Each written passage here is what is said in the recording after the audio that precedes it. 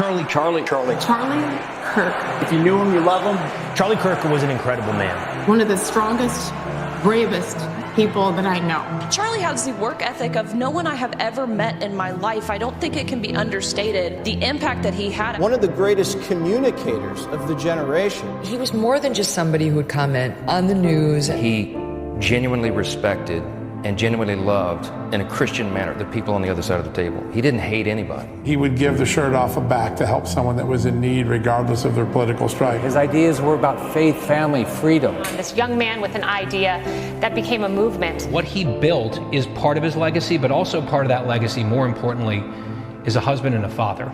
Irreplaceable.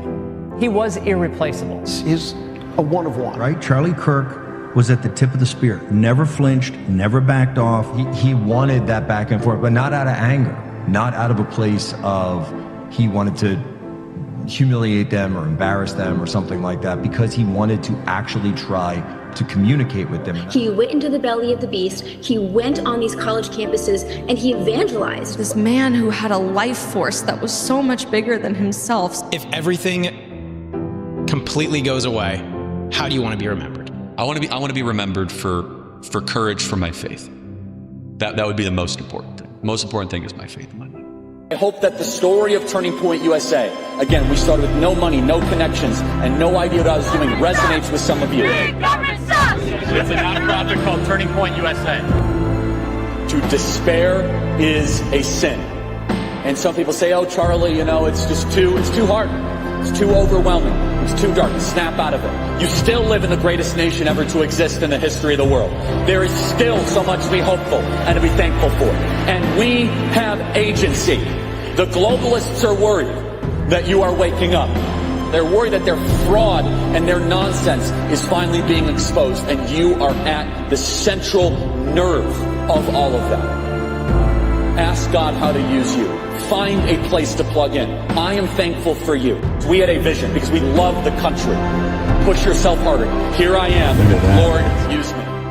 You guys might remember a year ago, I gave the whole speech of here I am, Lord, send me. And it was kind of this joke that we had as soon as I gave that message. I remember him getting off stage and I say, honey, do you realize what you just did? He's like, yeah, I just spoke. And I was like, no. You said, here I am. That is a very powerful statement. And God's like, I see you. Charlie is so obedient to God, to the Word of God. And it's been so humbling to witness the way that God has used him this year, because he made that declaration a year ago, saying, here I am, I'm ready. Wherever you need me to be, Lord, I'll be, and I'm your servant. Just put me out there in the thick of it. You see, they wanted us to be quiet and afraid and silent and subservient. They wanted us to cower into our corner. But the conservative movement has changed fundamentally. I hope you guys understand this. This is the greatest country ever to exist in the history of the world. And I can say, wow, there was a debate. Is God done with this country? And now I can say confidently, no.